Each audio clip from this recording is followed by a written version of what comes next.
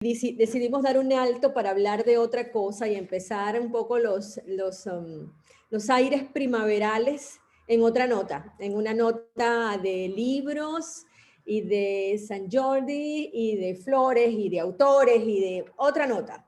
Entonces, es medio sorpresa. Les cuento que yo no tengo la menor idea de qué va a hablar Alfonso hoy, porque es así como estamos envueltos como en un área de misterio que nos da todavía más ganas de mirarle.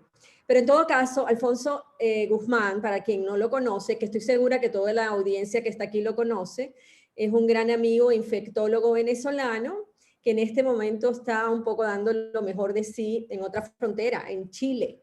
Está en el Hospital del Carmen de la ciudad de Santiago. Y bueno, me decía ahora que esta conferencia ya le había dado en algún momento en Caracas, en el centro médico de Caracas, donde habitualmente Alfonso trabajaba.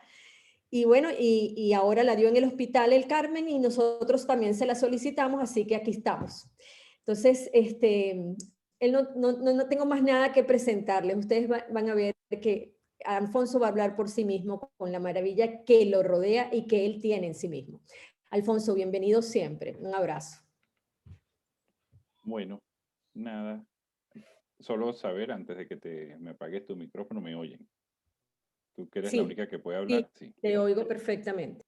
Listo, entonces, lo primero que quiero es agradecerle a María Alejandra y a la gente de Comtalk y al grupo en el cual hemos estado hablando de coronavirus durante los últimos meses, de donde surgió la idea de que eventualmente esta presentación podía ser interesante para todos.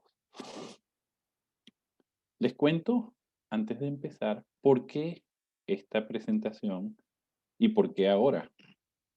El viernes de la semana pasada fue el Día Internacional del Libro, pero además era el día de San Jordi y hace ya bastante tiempo viví en Barcelona por un periodo de 2 años.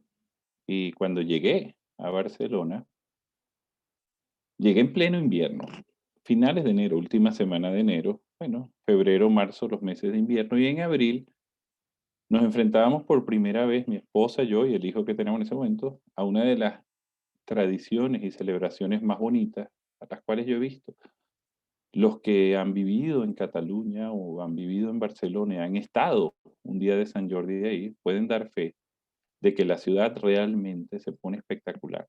Todo el transporte público se llena de la bandera catalana, pero además se llena de flores toda la ciudad, se llena de estantes de libros y es una celebración preciosa. Me tocó vivir esa celebración por 3 años, o sea, en 3 ocasiones, y estaba en deuda de contar un poco lo allí vivido y algunas cosas que fui averiguando en el camino. De eso va la presentación. Hoy creo que está prohibido decir una palabra por lo que decía la invitación, pero vamos a tratar de evitarla. Ha sido un año muy duro y creo que nos merecemos un tiempo de pensar y de disfrutar algunas cosas distintas. Esto es Barcelona, un 23 de abril en el periodo prepandemia y pensamos que así será en un futuro cercano. La ciudad realmente se llena de situaciones y de momentos increíbles. Hay rosas, hay flores, hay libros. La gente está contenta en la calle. Es tradición y no por que sea machismo o no, pero es tradición que los hombres le regalan a las mujeres una rosa y las mujeres a los hombres un libro. Hoy en día es válido el libro para cualquiera, pero eso es una tradición que tiene muchos años. Se celebra la catalanidad al máximo y esta foto que ven abajo a la izquierda es en la plaza de la catedral, un baile de la sardana que no es más que una representación de los catalanes entre ellos. Ese día es el día de los enamorados realmente y la ciudad ve figuras tan maravillosas como la Casa Batlló, toda decorada con flores. Ahora, ¿por qué ese día es tan importante? Y para empezar la historia de hoy, vamos a empezar hablando de Jordi. ¿Quién era Jordi? Jordi es el mismo San George de los ingleses, es San Jorge. Y entonces, averigüemos quién es San Jorge. San Jorge es Jorge de Capadocia. Era un soldado romano que había nacido en el año 275 a 280 después de Cristo. Pertenecía al ejército romano, pero no solo pertenecía al ejército, sino que era guardia personal del emperador Diocleciano. Lo interesante es que a pesar de eso, él era cristiano y el imperio romano todavía no era cristiano. En el 303 después de Cristo, el emperador emitió un edicto que autorizaba la persecución de los cristianos. Jorge en aquel momento se rehúsa a participar y dice, no solo se rehúsa, sino que además tiene la valentía de decir, yo no puedo perseguir a los cristianos porque yo soy cristiano. Bueno, lo torturan para que él reniegue su fe y ante la negativa, finalmente, el 23 de abril, es decapitado frente a las murallas de Nicomedia. Esa historia se fue transmitiendo oralmente y en el siglo IV comienza un culto en Diospolis a esa figura que había sido mártir por defender lo que creía y adicionalmente por negarse a perseguir a los que manifestaban su culto. En el año 494 es canonizado y desde entonces ha marcado significativamente a la Iglesia Católica y a muchos países cristianos de ahí en adelante. Siglos después, en el siglo IX, aparece lo que se llama la leyenda dorada, o también conocida como la leyenda de San Jorge y el dragón. Esa leyenda, que ahorita le vamos a entrar más a fondo, probablemente sea el primer gran cuento de princesas, dragones, príncipes, amores imposibles y hoy en día La Bella Durmiente y cuántas historias tenemos que surgen de esa leyenda dorada de San Jorge y el dragón. San Jorge se convirtió en el protector de los cruzados durante la conquista de Jerusalén. Y ese escudo blanco con la cruz roja, que es el signo de San Jorge,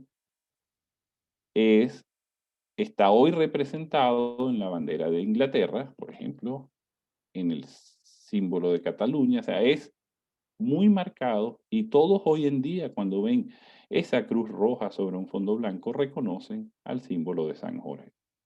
Recibió el título de patrón de los caballeros y soldado de Cristo.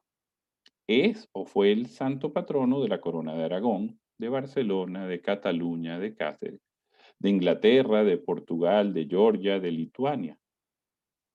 Es un santo muy importante en la historia, pero no se quedó en ser santo, porque hasta allí tenemos una historia o una visión de San Jorge, pero ¿por qué esa admiración y esa devoción y esa tradición del Día de San Jordi? Y aquí vamos a entrar con las flores y vamos a tratar de entender eso. Para entender qué significan las flores este día y por qué se regalan unas flores, tenemos que volver a Jordi. Varios siglos después de que se muere, y esta historia, las distintas culturas las ponen en distintos lugares, pero para los catalanes dicen que Jordi aparece unos siglos después de su muerte en Montblanc, Cataluña. Montblanc, aquí tienen algunas fotos de Montblanc, queda cerca de Tarragona, un poco alejándonos del mar Mediterráneo, una ciudad amurallada, y dice la leyenda que allá entre el año 900 y 1000, la ciudad comenzó a ser asediada por un terrible dragón. Un dragón insaciable quería destruir la ciudad. Los dragones eran figuras inteligentes, no eran animales salvajes.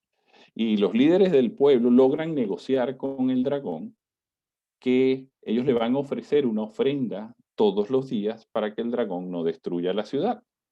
Y así le dicen, señor dragón, nosotros le vamos a dar un animal todos los días para que usted se lo coma y nos deje tranquilo. Claro, pasaron los años y se acabaron los animales. Y el dragón seguía decidido a destruir la ciudad. Y por lo tanto, el pueblo se pone de acuerdo en que como no tenemos animales, tenemos que ofrecerle algo para que el dragón nos deje en paz. Y se ponen de acuerdo en ofrecer a una persona al día para que el dragón se la comiera. Esa persona era escogida por azar. Aparentemente se hacía un sorteo de todas las familias y cuando una familia salía seleccionada, bueno, alguien de la familia lamentablemente tenía que ser entregado al dragón. Un día, la princesa, la hija del rey, fue seleccionada. Algunos dicen que más que seleccionada fue presión del pueblo, que nunca había salido la familia real en los sorteos y protestaron y el rey accedió a entregar a la princesa y otros dicen que efectivamente fue el azar. Pero la princesa fue la seleccionada y la llevan a donde está la cueva del dragón para que el dragón se la coma. El dragón salió totalmente dispuesto a devorar a la princesa. Pero justo en el momento en el que el dragón se la iba a comer, apareció un caballero que venía sobre un caballo con una gran lanza y invistió directamente al dragón con su lanza en el pecho. El dragón murió instantáneamente y del pecho del dragón salió sangre. Esa sangre, dice la leyenda, que al caer en la tierra creció una flor hermosísima, una rosa, que el caballero la tomó y se la entregó a la princesa en señal de amor y respeto. Ese caballero aparentemente era ese mismo Jorge de Capadocia que había muerto 9 o 10 siglos antes. Le entrega esa señal y se marchó y más nunca vuelve a aparecer Jorge por la historia. Pero esa es la leyenda de San Jordi y de ahí surge la tradición que ahora vamos a ver. Tan importante es esa leyenda para los catalanes que Antoni Gaudí, probablemente el arquitecto modernista que más cambió a la ciudad de Barcelona, hay muchos importantes, Domènec Montaner, otros, pero Antoni Gaudí refleja magistralmente todo ese cuento que les acabo de decir en la fachada de una de sus obras más conocidas, que es la Casa Batlló, que se encuentra en Paseo de Gracia. Y yo se las voy a contar aquí. Si alguno no ha estado allá o si alguno va a volver a estar la próxima vez que la vea, vean esto. Él nos refleja en los tejados de la casa a la figura del dragón. Y si vemos las tejas son iguales a una escama aquí donde les estoy señalando. Es el ojo del dragón. Y hay una variación de colores. Hacia la cabeza es verde y hacia atrás es rojo. Y ese rojo no es más que la sangre del dragón que sale y el dragón derrama al ser atravesado por la lanza de Jorge, que está representado en la chimenea que está coronada por la cruz de San Jorge. Y esto es el tejado. Si nos vamos a la parte inferior de la casa, en principio tenemos a las cuevas donde estaba el dragón.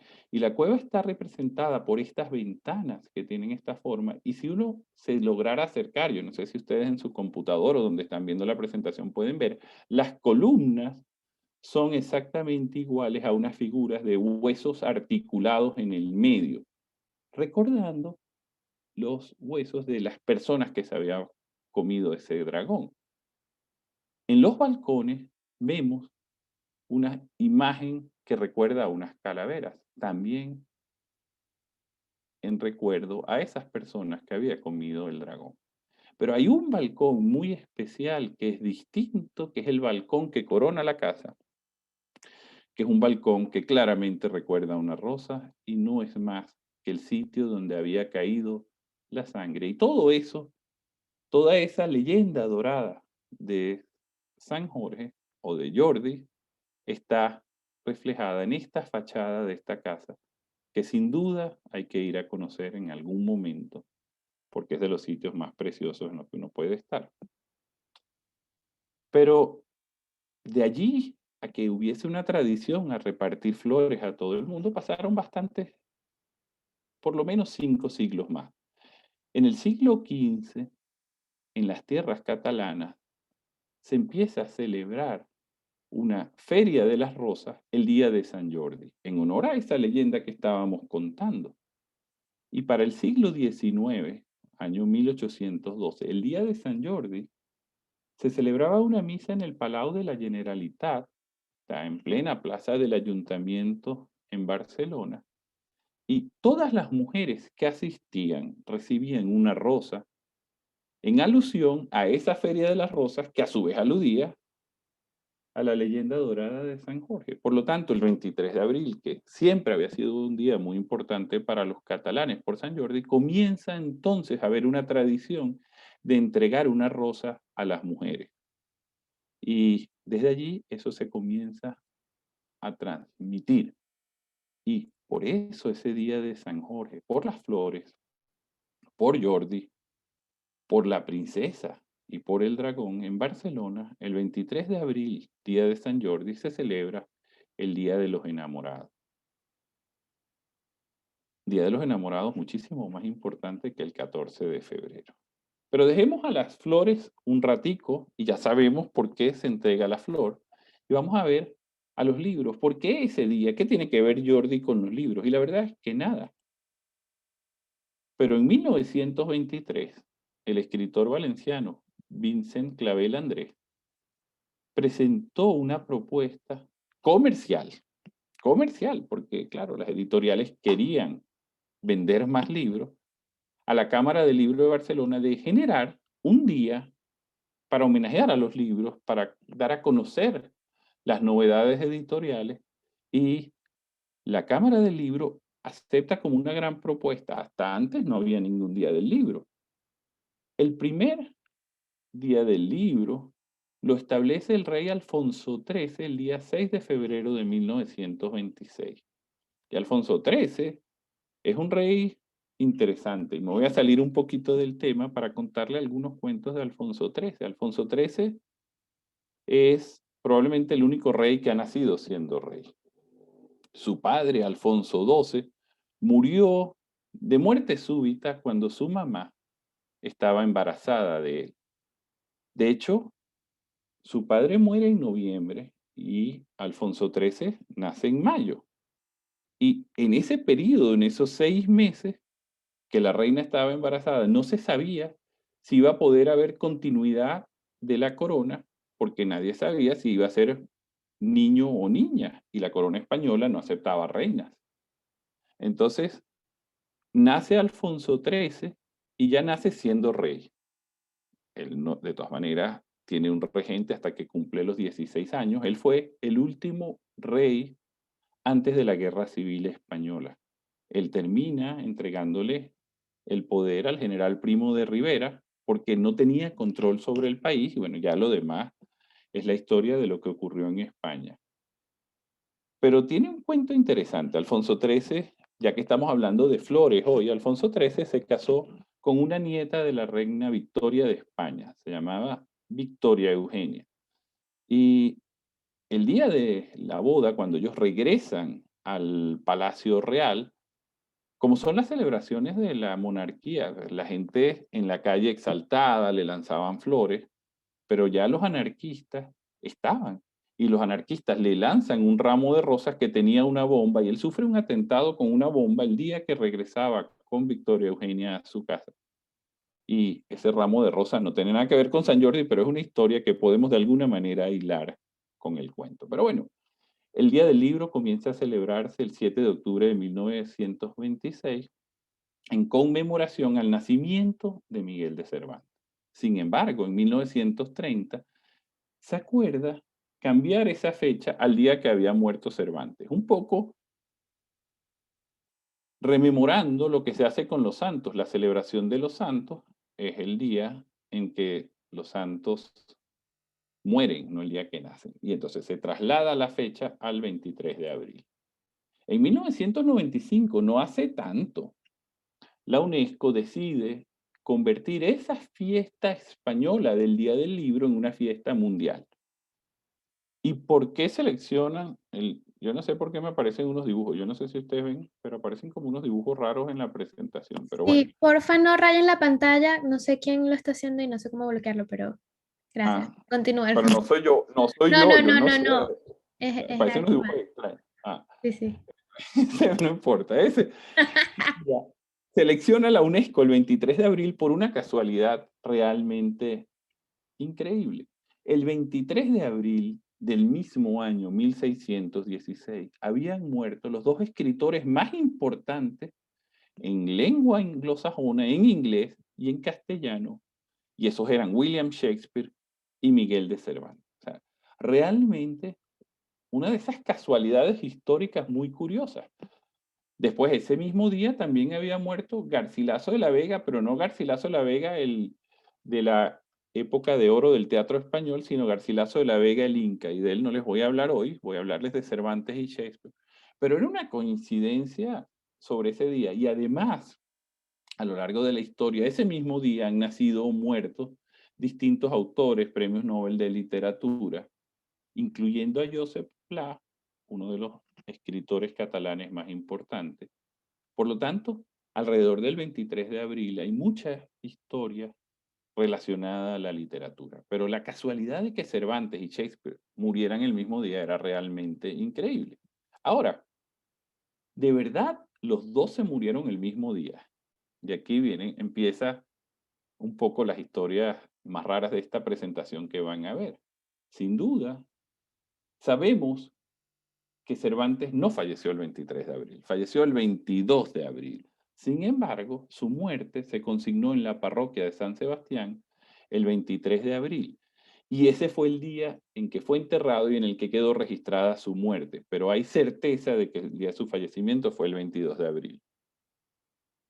Ahora, Shakespeare, la historia es un poquito más interesante porque él efectivamente falleció el 23 de abril de 1616. El problema es que el 16 de abril de 1616, en Inglaterra se continuaba utilizando el calendario juliano, el calendario que había impuesto Julio César. Pero los países católicos ya usaban el calendario gregoriano desde el 15 de octubre de 1582. ¿Y qué implicaba usar calendarios distintos? Véanlo aquí, ¿qué implicaba? El Papa Gregorio XIII, para hacer un ajuste en el calendario eucarístico que tenía que coincidir con los ciclos lunares, decide asumir un calendario distinto al de Julio César en base a unos cálculos que ya se habían hecho, que el calendario juliano tenía un error de 11 minutos en relación al ciclo de la Tierra y al ciclo lunar. Y en el periodo acumulado de 1257 años, eso daba una diferencia de 10 días entre lo que debería ser la fecha, basándonos en los movimientos de la Tierra, y lo que estábamos contando. Y él decide que el octubre de 1582, del 4 de octubre, se saltó al 15 de octubre. Y por lo tanto, en unos países las fechas eran unas y en los países no católicos o no cristianos la fecha era distinta. Si usamos el calendario gregoriano, Shakespeare no murió el 23 de abril, murió el 3 de mayo de 1616. Y entonces, aunque para el registro histórico Shakespeare y Cervantes murieron en la misma fecha, no tenemos ninguna duda de que no murieron el mismo día. Y es una de esas cosas curiosas que quedan registradas en la historia, pero eso es así. Ahora les voy a contar algunas cosas de estas dos personajes, de estos dos autores que nos hacen celebrar el Día del Libro el 23 de abril. Yo voy a empezar por William Shakespeare porque es más controversial. ¿Qué sabemos de William Shakespeare? Sabemos que es hijo de John y Mary Shakespeare, que tuvo 7 sobrinos, que estuvo casado con Anne Hathaway desde los 18 años de edad y que tuvo 3 hijos. Yo no sé cómo era el gusto de Shakespeare, pero si esa Anne Hathaway es familia de la que conocemos ahora, de sin duda que tenía muy buen gusto Shakespeare. Así que le damos un punto a favor de que el hombre tenía buen gusto. Hay más de 80 formas de escribir el apellido de Shakespeare y en ninguno aparece realmente como hoy en día lo escribimos. Sabemos también que fue un hombre muy brillante en negocios, tuvo múltiples propiedades, era actor, tal vez no tan buen actor, y era dueño de una de las compañías de teatro más famosas de la época y que sigue siendo de las más famosas de nuestra época o de las más importantes. Aunque en su época el catolicismo estaba prohibido en Inglaterra, él era católico, era actor antes de ser escritor, se le atribuyen 37 obras de teatro, 154 sonetos, numerosas poesías. Su primera obra fue publicada en 1593 y ya tenía 29 años. Y piensen que 29 años para la época ya no era un adolescente como es ahora. Ahora los 29 años son adolescentes, los 29 años en ese momento ya eran personas casi que de la tercera edad.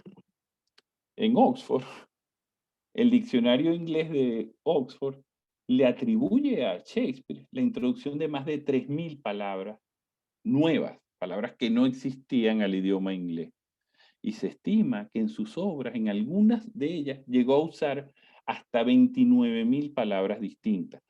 Y para que ustedes tengan una idea, en el diálogo coloquial, uno no usa en un día más de 2.000 palabras distintas. Tenía que tener una formación muy grande.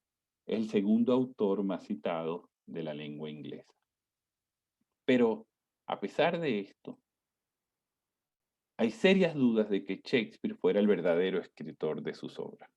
¿Y por qué esas dudas? Y yo aquí les voy a contar algún cuento, si hay historiadores, perdónenme, pero hace divertido el cuento que les vamos a contar.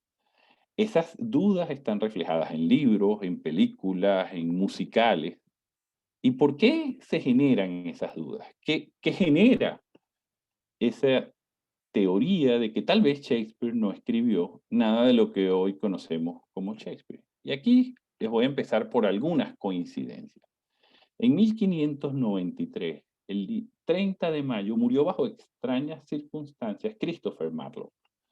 Christopher Marlowe, cuando muere, era un gran escritor inglés.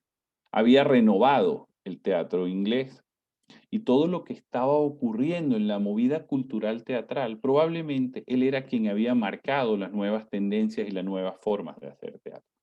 Pero él era perteneciente del servicio secreto de la reina Isabel. Aparentemente había sido reclutado por el mismo Sir Francis Walsingham. Marlowe había estudiado en la universidad con Thomas Walsingham, que era sobrino de Francis Walsingham. Y allí lo reclutan para que sea del servicio secreto. Pero él murió de una forma un poco extraña en un enfrentamiento que fue curioso. ¿Qué pasó en esa muerte de él? Aparentemente él estaba con unos amigos en una taberna y cuando terminan de comer hay una discusión entre los tres amigos y termina él peleando con uno de ellos y es asesinado o termina muerto porque le clavan un cuchillo en el ojo, le llega hasta el cerebro y muere inmediatamente. A las 24 horas de haber muerto ya su cadáver había sido incinerado. El juez que hace el juicio contra el asesino casualmente estaba sentado en la mesa de al lado. El que asesinó a Marlowe fue indultado a las 4 semanas. Cosa muy curiosa porque se había asesinado a alguien que pertenecía al servicio secreto de la reina. Oye, qué raro que en 4 semanas ya su asesino estaba afuera. Aparentemente, después de que Marlowe fallece, siguen apareciendo reportes en el servicio secreto inglés desde distintos puntos de Europa con la firma de Marlowe. Tal vez lo desaparecieron para que pudiera tener una identidad que le permitiera mayor movilidad, no sabemos. Pero es posible que Marlowe no hubiese muerto el día de su asesinato. Alexandra, no pintes. Algunas casualidades.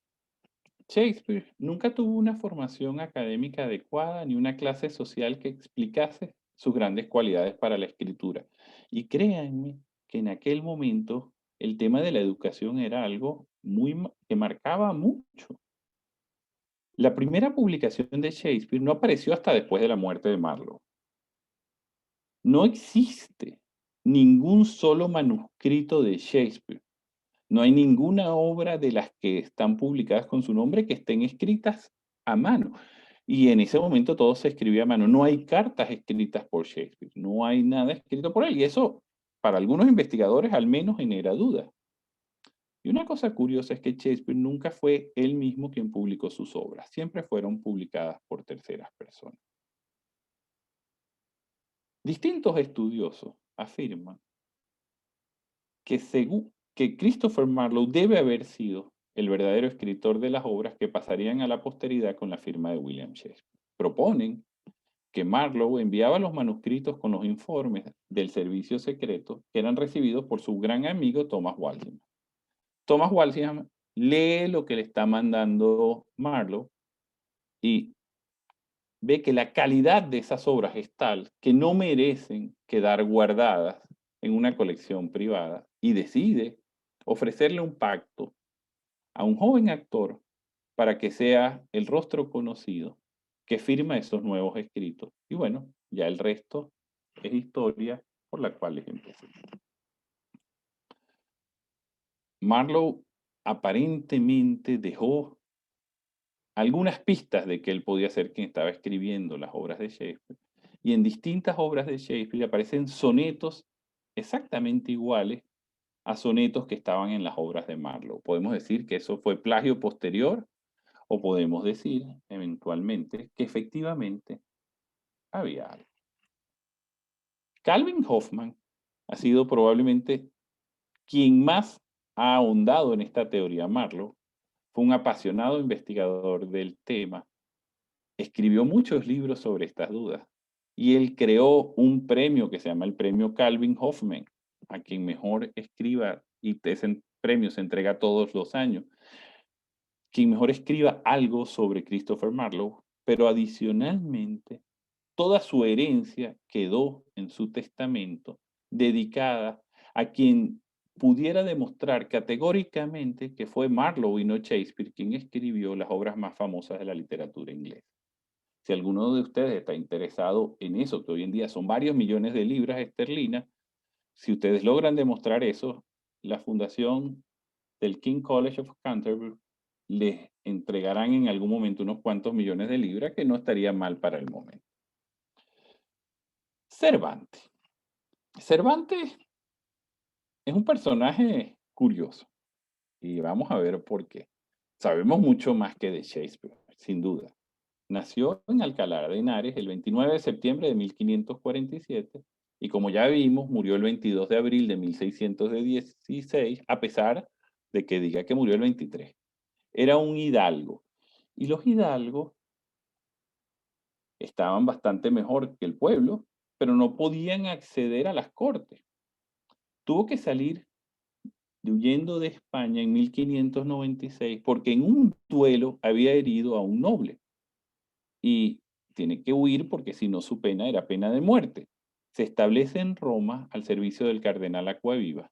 En 1570 se une a los tercios, que eran batallones del ejército, y termina en 1571 participando en la batalla de Lepanto bajo la dirección de don Juan de Austria.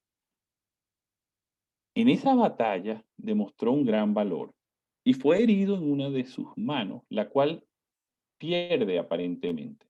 Desde entonces se le conoce con el apodo del Manco de Lepanto. Y cuando ustedes ven este autorretrato, este retrato hecho a Cervantes, vemos que su mano izquierda no es que la había perdido, perdió funcionalidad de haber tenido una lesión neurológica y quedó con la mano en la posición que nosotros estamos viendo, una lesión del nervio mediano tal vez o algo, y quedó con la mano caída.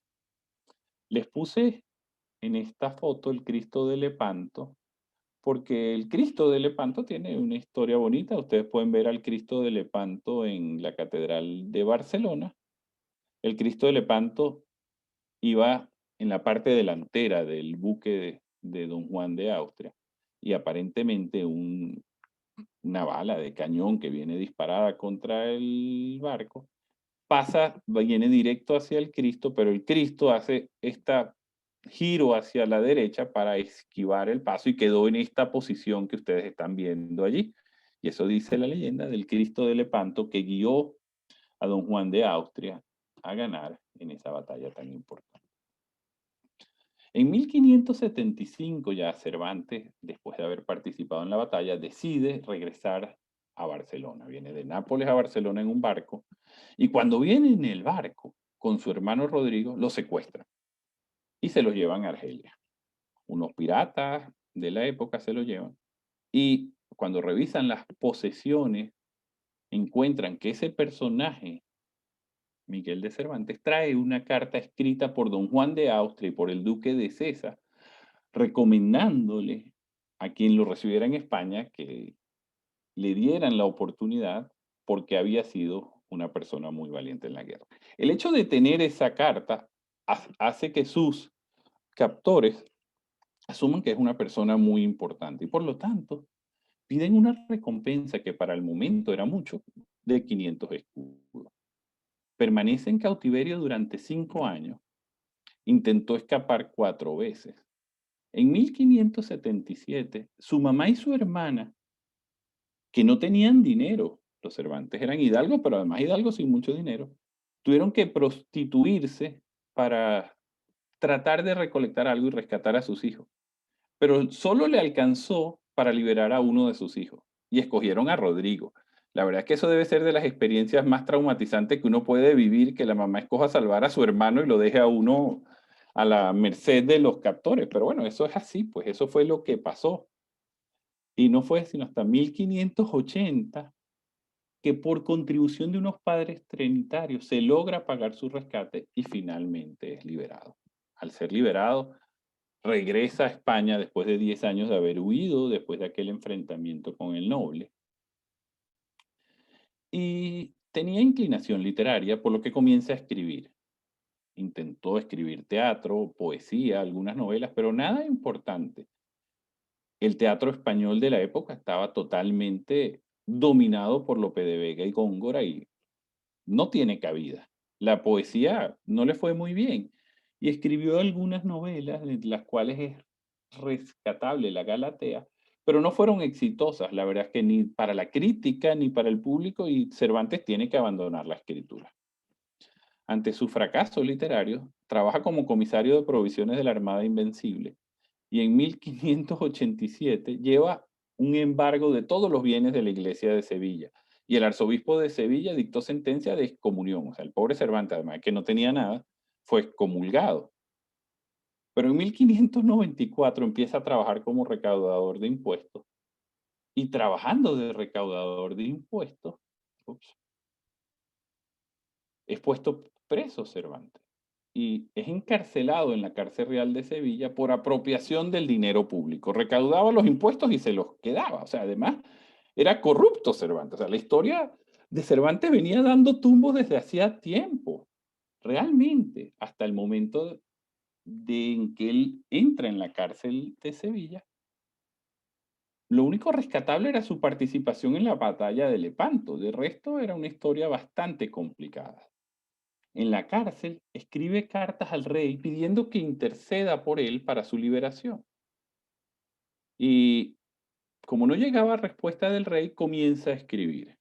Y mientras estaba esperando la ayuda del rey, comenzó a escribir, pero ahora, muy probablemente, tocado por la mano de Dios. Esta vez, su escrito comenzaba en un lugar de la Mancha de cuyo nombre no quiero acordarme. El resto es historia. Y hoy en día, en la casa, que en aquel momento había sido una cárcel, está esta placa que dice, en el recinto de esta casa antes cárcel,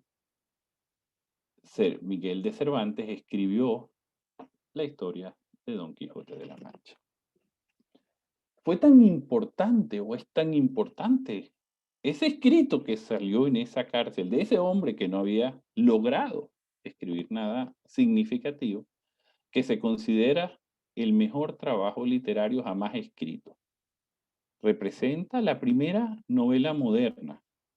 Se ha traducido en todos los idiomas con lengua escrita. Es el segundo libro más vendido de la historia después de la Biblia. En 1515 se publica su segunda parte. Y es que el Quijote representa toda la nobleza, todos los ideales, todas las cosas que nosotros como sociedad admiramos y esperamos. Esta frase de Cervantes, en boca de Don Quijote en su libro, la libertad, Sancho, es uno de los más preciosos dones que a los hombres dieron los cielos. Con ella no pueden igualarse los tesoros que encierra la tierra ni el mar encubre. Por la libertad, así como por la honra, se puede y se debe aventurar la vida. Quien les habla hoy, les habla desde Chile por haber perdido esa libertad. Quienes están en Venezuela siguen luchando por esa libertad. En este tiempo de pandemia, que es una palabra prohibida hoy, pero en este tiempo de pandemia, hemos sentido que perdimos parte de nuestra libertad y probablemente eso nos lleva a necesitar cada vez más y a valorar más lo que la libertad representa. El Quijote está en todo. Hay restaurantes que se llaman Quijote, hoteles que se llaman Quijote. Hay musicales espectaculares que se llaman Quijote. Y uno de esos musicales, que se llama El Hombre de la Mancha, su canción central se llama Un Sueño Imposible. Esa canción del sueño imposible nos relata todo lo que vale la pena luchar y vivir por ideales, para conseguir eso que a lo mejor nunca conseguiremos, pero que aún así valió la pena luchar.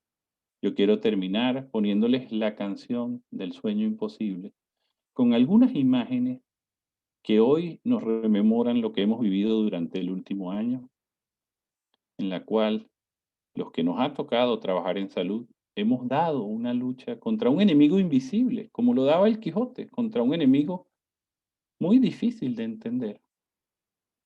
Y nos hemos ido tras ese sueño imposible de lograr controlar algo que tal vez escapa de nuestras manos. Los dejo con la canción para luego terminar. Con fe, lo imposible soñar, al mar combatí sin temor, triunfar sobre el miedo invencible, en pie soportar el dolor, amar la pureza sin par, buscar la verdad del error, vivir con los brazos abiertos, creer en un mundo mejor, es mi ideal, la estrella alcanzar, no importa cuán lejos se pueda encontrar, luchar por el bien, sin dudar ni temer, y dispuesto a mi vida a entregar si lo dicta el deber. Y yo sé si logro ser fiel a mi sueño ideal, estará mi alma en paz al llegar de mi vida al final.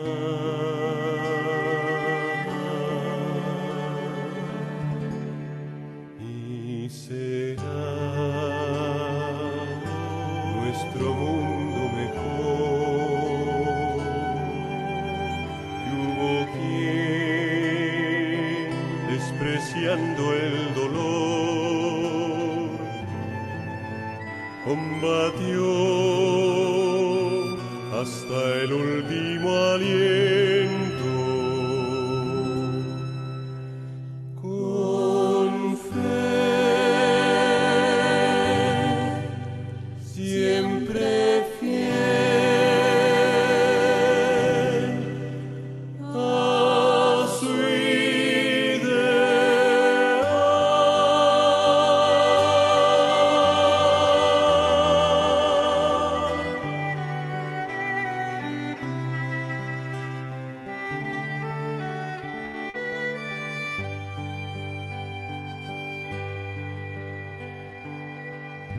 Sigue siendo esa Venezuela mi sueño posible. Gracias. Wow. O sea, de verdad, Alfonso, vamos un poquito, yo quiero abrir los micrófonos porque yo misma no puedo hablar mucho. Vamos a abrir los micrófonos un poquito para escucharnos. Ha sido altamente emocionante. Hermoso. Ya liberé los micrófonos para, para compartir en Si conjunto. alguien quiere Bravísimo. hablar. Wow, qué magistral la sesión. Y bueno, por supuesto, súper emotiva. Creo que estamos todos como buscando el pañuelo. Inesperado ese final, pero wow. De verdad, Ese mil gracias, final- doctor Alfonso. Ese final cuenta lo que hemos vivido. Lo que hemos vivido desde la preparación, los miedos, los muertos, la vacuna como gran esperanza. Y de lo que hemos logrado. Para mí, además, ese final es un homenaje para el hospital en el que trabajo. Creo que hay gente del hospital oyéndome. Y estoy muy orgulloso, no solo de lo que hemos hecho el personal de salud, sino todos los que allí aparecen, el personal de limpieza, todo. Y nada, creo que era un buen momento para hacer un pequeño reconocimiento también a todos los que se han sumado aquí. Bueno, te voy a decir, Alfonso, realmente el hilo del cuento, las subidas y las bajadas, los pasajes en los que pasas de una circunstancia a otra y cómo lo mezclas magistralmente, es ya una celebración. Pero al final, es decir, todo este tránsito de emocionalidad bonita, porque hemos estado toda la tarde como en una flor, como en esa flor hermosa roja del dragón. Yo, por ejemplo, no tenía idea de la casa Batlló, tenía ese significado en sí misma, o sea, aprendí un montón. Pero al final es la emoción de saber que, sabes, que uno tiene que seguir confiando en la maravilla del ser humano, que hay que celebrar siempre las cosas buenas que logramos, que la maravilla que ha sido la ciencia este año es casi milagrosa y que yo creo que muchos de nosotros están en el camino adecuado, que es el camino de, tú sabes, de proteger, de enseñar, de replicar. Mil gracias, de verdad que te doy de todo corazón, mil gracias. Abro el micrófono, todo está en el micrófono abierto, el que quiera. Aquí hay mil mensajes de felicitación que podrás leer. Ahí también hemos compartido de manera indirecta nuestros libros de preferencia, algunos de nosotros, ya los revisaremos con más calmita, pero bueno, dejo el micrófono abierto a quien quiera participar. Tenemos 72 personas aquí.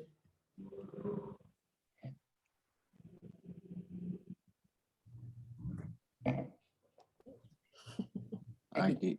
Mucho miedo público. No, Jan quiere hablar. Hay una mano por allí de Jan levantada. Pero es que están abiertos. Dile que quiera hablar puede desbloquear su micrófono porque están ya abiertos. ¿Será que no se quitó? A ver, Jan, creo que tiene el micrófono abierto. Sí, sí, buenos días. Bueno, buenas tardes por acá, por Venezuela. Soy Phyllis Jean. Hola, doctora María Alejandra. Hola, amor. Hola, doctor. De verdad, doctor, lo conozco por primera vez en persona, así, desde la pantalla. Estoy muy agradecida. Yo soy una de las sobrevivientes de COVID. Me tocó un poco pesado. La doctora María Alejandra conoce el historial. Y esto, de verdad que yo no conocía esta historia. Honestamente, William Shakespeare, Cervantes, particularmente y honestamente, yo nunca le había dado importancia ni nunca me había puesto a conocer más al respecto. Siempre me gustó la rosa roja, pero yo creo que con esto del dragón, la sangre, creo que amo más la rosa roja. De verdad, doctor, muy agradecida, doctora María Alejandra, muy agradecida por compartir esta invitación. Esto de verdad para mí fue, sin lugar a duda, una lección. Una lección de vida que en un momento dado renegué siendo, como dice al principio, lucho y me convierto en un mártir porque soy cristiano. Y bueno, siendo cristiana llegó un momento que perdí mis esperanzas, sobre todo cuando quedé en una silla de ruedas, pensé, se acabó mi carrera, se acabó mi vida, ¿qué va a ser de mis hijos? ¿Qué va a ser de mi familia? Pero la fe, esa, que no sé cómo decir, agradecida, doctor, agradecida por un día distinto, por una tarde diferente, por no hablar de COVID. Bueno, al final terminamos un poquito, pero era un cuento distinto. No, es otra lista. No, pero es hablando de COVID desde honrar la libertad y combatir hasta lo último, es una belleza. Exacto. De verdad, mil gracias por... Tiene gente querida. Aquí está Mirellita Wesolowski mandándote muchos abrazos y muchos besos desde Boston. Mira, Alfonso, precioso, de verdad que me encanta. Estás nuevamente bienvenido para que vengas a comerte una parrilla con mi marido. Y esto realmente me encantó porque le diste un toque espectacular a toda la historia de la humanidad y cómo de verdad somos resilientes ante esas batallas que todos cargamos y hacemos. Me encantó la historia, cómo la hiciste todo unido y con aquella cosa de la belleza y también de la parte que uno cree que es dark o oscuro, pero que está en todos nosotros y a veces a uno le cuesta integrar el yin yang, como decir lo oscuro y lo claro. Y lo bonito que hiciste hoy fue exactamente tratar de ayudarnos a componer e integrar lo oscuro y la luz. Y la historia del dragón es no solamente que es un arquetipo muy, muy especial que tenemos todos, pero que lo alineaste también con la historia de simplemente reciente de abril 23 y todo. Me encantó, de verdad que muchísimas gracias, Alfonso, y fue genial, genial, genial, y obviamente nos has movido todos esa parte de ese corazón que todos tenemos, de esa rosa roja que todos tenemos. Gracias. Gracias, Mireya. La doctora Lérida Padrón quería hablar, levantó la mano hace rato. Mirellita, un beso para ti. Hola, Alfonso. Hola, Alfonso, hola, nena. Alfonso, ¿hasta cuándo me vas a decir la doctora Lérida? Por Dios, no me hagas sentir tan... Yo respeto a los mayores. Mira, te perdono solamente de verdad, solo quería darte las gracias, Alfonso. Espectacular. Yo creo que yo, como todos, yo digo que tienes razón, me estoy poniendo vieja, porque de verdad que me hiciste llorar. Bueno, y es que yo estuve haciendo un procedimiento, porque me agarró una toracocentesis. Le dije al paciente, lo siento, no me la pierdo. O sea que cuando yo lo estaba haciendo... Pero está vivo el paciente. Sí, claro. El paciente casi me dice, no me vas a clavar la espada. Le digo, no, tranquilo, que es un catéter pequeño. Pero la vio el paciente, los dos camilleros, la enfermera, Maxby, que estaba conmigo porque me estaba guiando por el eco.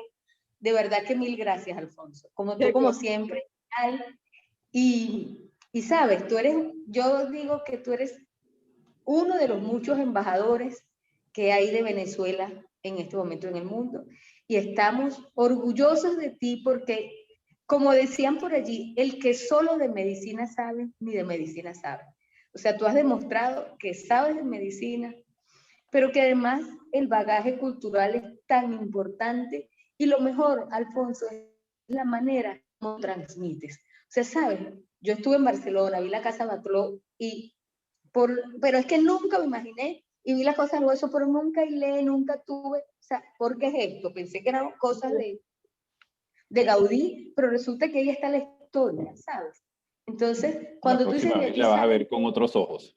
Sí, será Sí, diferente. exactamente, la voy a ver con otros ojos. Aquí te espero. Entonces, cuando tú dices, no, claro que sí, estamos pendientes. Cuando tú dices, de allí salen todos los cuentos de hadas, yo recuerdo que yo aprendí a leer, porque mi mamá, aunque no es una mujer pues con la educación básica campesina, pero ella nos comenzaba a leer los cuentos, y entonces decía, ustedes quieren que les lea más, tienen que tienen que aprender a leer para que ustedes los lean. Entonces yo aprendí a leer como a los 6 años, porque me gustaban las historias. Entonces en mi casa nosotros aprendimos muy temprano la lectura porque queríamos seguir leyendo los cuentos. Entonces de verdad que hermoso, te felicito, cosas que ni remotamente se nos pasaba, y ese final fue apoteósico, realmente. Mira. Me recordé, dice Sancho, no podemos hacer nada, o sea, las cosas no pasan si no hacemos porque pasen. Entonces yo creo que todos ustedes, nena, gracias, están haciendo cosas para que las cosas buenas pasen. Y yo creo que esto es parte de ello. De verdad que un abrazo, lo quiero mucho y le voy a dar chance a que otros hablen porque si no me encadeno. Besos, besos. Mira, ahí está María Elena. Que María Elena. Abre el micrófono, amor. Déjame quitar esa manita. Ahora no sé cómo quitarla. No sé cómo quitarla. Hola, mi querida Fonchi. Espera, ¿ahora sí me escuchan? Te oímos, sí. ¿Me escuchas? Sí. Hola, Fonchi. De verdad, un placer oírte. Como siempre, brillante. Además, bien emocionante ver tantos nombres de gente muy conocida y muy querida, conectados en diferentes partes del mundo para escucharte. Y como hemos hablado muchas veces, esperemos que la próxima vez que nos veamos, nos reencontremos en Venezuela y esta vez podamos compartir una flor y un libro. De mi parte te espero aquí con una flor y un libro para volver a ser este nuevo gran país. Podamos estar nuevamente juntos. Un abrazo grandísimo y me encanta verte. Gracias. Para mí de verdad que es un gusto tenerlos a todos aquí y oyéndome y dedicando un rato a oír otras cosas. Quiero darle las gracias de verdad. Tengo gente queridísima. Tengo a mi papá y a mi mamá chilena por ahí conectados. Los estoy viendo sentaditos al doctor Jaime con Trinidad. Tengo a mi suegra que está de cumpleaños hoy, así que la felicito desde acá bien lejos, que también está por allí asomada. Y bueno, nada, de verdad que qué rico pasar este rato del sábado acompañado de tanta gente querida. Natalia es de mi equipo de aquí y Hola. Natalia está levantando la mano hace rato. Natalia, por favor, asómate. Natalia es químico farmacéutico de mi hospital y ella es lo máximo. Soy químico farmacéutico, trabajo con el doctor en el poliinfectología que armamos en el Hospital El Carmen. Levante la mano porque en realidad, Doc, yo sé que ha sido una semana difícil. Creo que los últimos 10 días han sido de terror. Así que me alegro de escucharlo también, de que comparta todo su conocimiento con su gente que lo ama. Yo sé que tiene muchos fans, que nos quedamos cortos aquí. Y sí, pues, ha sido difícil, pero seguimos peleando con fe por todo lo que creemos que vale la pena. Así como su Venezuela libre, nuestro país también lo recibió con los brazos abiertos, sabe que lo adoramos. Así que eso, felices de tenerlo acá, lo estamos cuidando como un tesoro, no se preocupen, no se lo queremos devolver, pero sabemos que puedo y espero que nos reciban en Venezuela también, queremos puro irnos a Isla Margarita. Margarita está pendiente, Natalia, no te preocupes. Eso lo No vamos te a dejar preocupes. en Venezuela. Un abrazo, de verdad, segunda vez que escucho la conferencia, segunda vez que termino llorando. Te cambié las fotos finales, ¿viste? Vio la foto final y me hizo llorar más. Así que mil gracias. Fue un lindo sábado. Muy, muy interesante además, como siempre, escuchar. Eso, besito. ¿Sabe qué lo queremos? Tatiana Franco, que no sabía el nombre, pero tiene la mano levantada hace rato, y después Cecilia. Ok. Hola, Alfonso. Hola a todos. La verdad...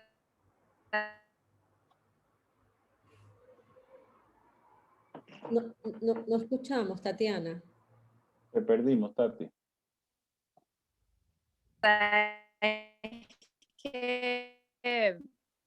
Estoy sorprendida porque, bueno, más bien me sorprende. Alfonso nunca ha dejado de sorprenderme.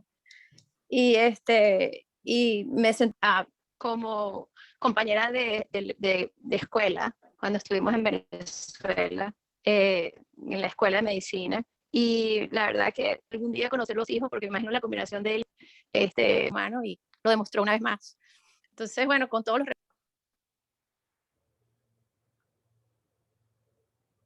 Uy, se fue el audio. Cecilia, creo que te dejamos a ti porque Tatiana está con problemas. Ok, bueno, Alfonso, mucho gusto. Me sumo a todas las felicitaciones y todas las palabras espectaculares que me han precedido. Y bueno, yo te sigo por todo, por las redes, por todo. Así que bueno, yo siento como que somos panas. Conozco mucho a tu papá porque, bueno, yo un año después que la nena fui residente en un año en el centro médico y todos los que hemos pasado por el centro médico San Bernardino lo adoramos. Y bueno, sé de que heredaste tal cual toda su sapiencia, su calidad humana y bueno, y que eres un excelente infectólogo al igual. Así que gracias por esta presentación y por alejarnos del tema médico. Yo quería decir... Primero, que a mí me dijeron que aquí se llegaba con una copita de vino y yo no sé. Sí, así es. Y no sé. Así que... Es verdad. Yo tengo que hacer refill. También Angie vi que tenía su copita por ahí. O sea, refill, ya estabas tomando y yo esperando para brindar, ¿no? Al menos, bueno, los que estamos con café o con té o con vino, salud, Alfonso, que sean muchas más y muchas cosas como estas diferentes. Qué maravilloso, ¿verdad? Bueno, que salgan voluntarios ya. Yo me propuse en esta. Ahora tenemos que ver otros voluntarios. Como que de cada primero de mes deberíamos hacer una cosa diferente. La verdad es que me parece genial. Sí, así que salud para todos. Gracias, y bueno, Cecilia. Dos cositas, Alfonso. Número uno, que sin ninguna vergüenza, yo he de decir que yo recientemente terminé de leer el Don Quijote de la Mancha. Yo me lo tuve que proponer. A mí me costó muchísimo entrarle a ese libro. Yo eché para atrás y para adelante 1.000.000 de veces y sin ninguna vergüenza digo, me llevó 2 años leer Don Quijote de la Mancha y lo terminé recientemente durante la pandemia. Me dormía, me leía un párrafo y me quedaba rendida. Bueno, por supuesto, dije, yo me lo propuse antes de terminar la pandemia, tengo yo que poder con este libro.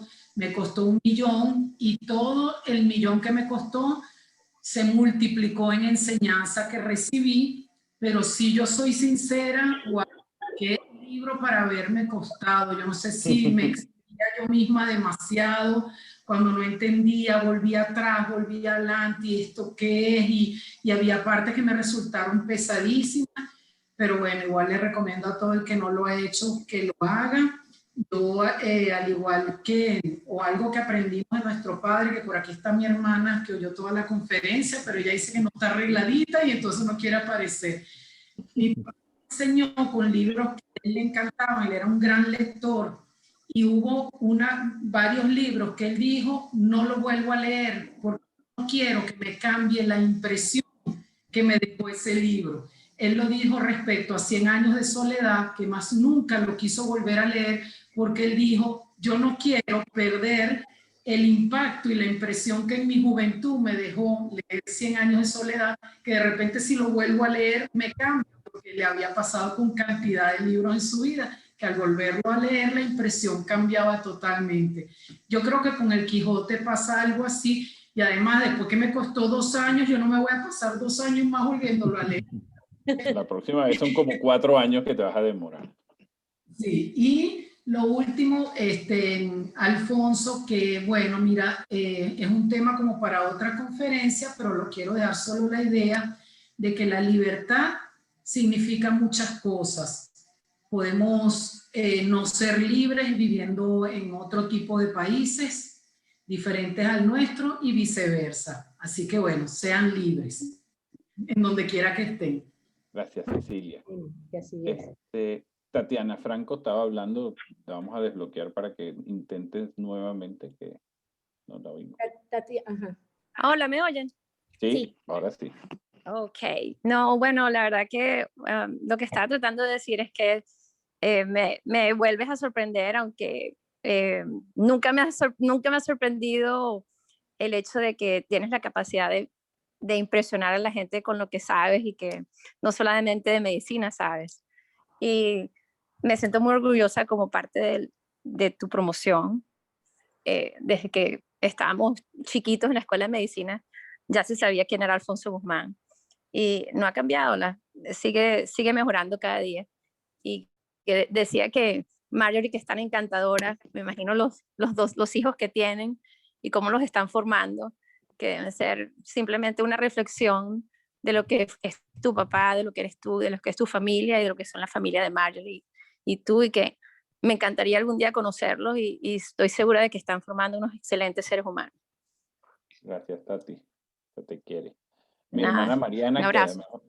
que además, mi hermana Mariana, que va manejando y va a chocar si no la Sí, hermana, estoy en una cola porque es que yo no me queda sino, o sea, el corazón lo tengo inflado de oír la belleza de cosas que le dicen a mi hermano, y no me queda sino decirte a ti, Alfonso, que tú estás creando el libro más bello de todos, con tu ejemplo, con tu solidaridad y tu lucha constante, y que nunca nos haces perder la esperanza hasta en los tiempos más duros, y que soy fan de tu libro que tú estás escribiendo. Gracias, mi Mari. Qué bella. Eleonora y Luis. Hola. Hola, Hola, Alfonso, ¿cómo estás? Oye, hermosísima tu presentación, de verdad que quiero agradecerles y felicitarlos por esta iniciativa de hacer estas presentaciones no académicas de medicina, sino académicas de otras cosas como literatura, pintura, arte. De verdad que fue muy, muy grato y muy emocionante, además muy orgullosa de ti, de tus presentaciones y todo lo que tú haces. Aquí te dejo a Luis Alfredo, que quiere conversar y felicitarte también. Un abrazo grande, felicidades. Bueno, Alfonso, realmente yo creo que una de las cosas más trascendentales de tu presentación fue lo oportuno. Estamos en estos altibajos cotidianos por múltiples razones y esta presentación nos da una fuerza, nos impulsa a seguir a los que nos tocó emigrar y extrañando mucho el trabajo en equipo que hacíamos en el centro médico, lugar donde pensamos regresar. Y sigue adelante. Muy bella tu presentación y muy ejemplar. Gracias. Luisa. Muchas gracias, doctor. Yo no sé si tú eres Julieta o Luisa. Yo te conozco como Luisa, pero ahí dice Julieta. Sí, está el nombre de mi hija, que también se conecta. Entonces, el nombre de mi hija que en el celular no se puede cambiar una vez que uno entra a la... Pero bueno, me conoce, Luisa. Estoy muy agradecida con Marjorie, que me pasó esta gran invitación, que alrededor de tantas personas que las siento tan cultas y comentando cosas tan maravillosas de usted, yo entro a esta familia gracias a mi tía, y en estos días le comenté a mi tía María Fernanda que ustedes eran la tercera cosa más bellas que ella me había dado. ¿Por qué la tercera? Porque las dos primeras son mis primos, ¿no? Y ustedes las terceras. Yo he estado con el hijo menor del doctor, él ahí sentadito donde él está, y yo aquí donde estoy, dándole clases, formando parte de la educación de Ricardo, lo cual estoy muy agradecida, y puedo decirle a todas estas personas que están escuchándolo usted, que tiene unos 3 hijos maravillosos, porque los he visto, los he tocado, los he escuchado y los he sentido, y cuando le pasé esta información a mi familia, les digo, escuchen al doctor, que no puedo creer que también tiene tiempo de poder compartir con personas algo de cultura general. Entonces, estoy muy, muy placentera de estar aquí, y además de que me siento aún más comprometida y agradecida de formar un poquito parte de la familia, porque he estado ahí en la casa del doctor, así que me siento muy orgullosa y siento que puedo ser la envidia de muchos que tanto quieren Gracias, estar. Luisita. Así que muchas gracias. Un beso. Hay alguien que se llama iPhone 2 y yo después sí los voy a tener que dejar porque mi familia también come. Claro. iPhone 2 soy yo, Eliana San Juan. Eliana, está bien, iPhone 2. Sí, ay, de verdad que rico nos hiciste pasar este momento de principio a fin. La asociación de todos los hechos que comentaste fue mundial. Me hiciste remontar a aquella reunión donde, déjame ver, una reunión donde estuvimos la primera vez en el Colegio San Ignacio, en aquel equipo médico que estábamos, y ahí descubrí que tú eres el hijo del doctor Guzmán, nuestro gran profesor del Vargas. Además, primo de Adriana Belloso, que es muy amiga nuestra porque los niños nuestros han pasado por el colegio. Y de verdad que el final, pues como a todos, nos hizo llorar. Lo más importante es adaptarnos en el sitio donde estemos, y te lo puedo decir, que he estado en muchos sitios y me ha tocado adaptarme. Tenemos que adaptarnos a donde estemos. Lo más importante, y creo que en ti se nota lo humilde, lo grande que eres por lo humilde que eres. Te felicito, y de verdad que la gente en Chile se nota que te quiere mucho porque has dado todo por un país. Bueno.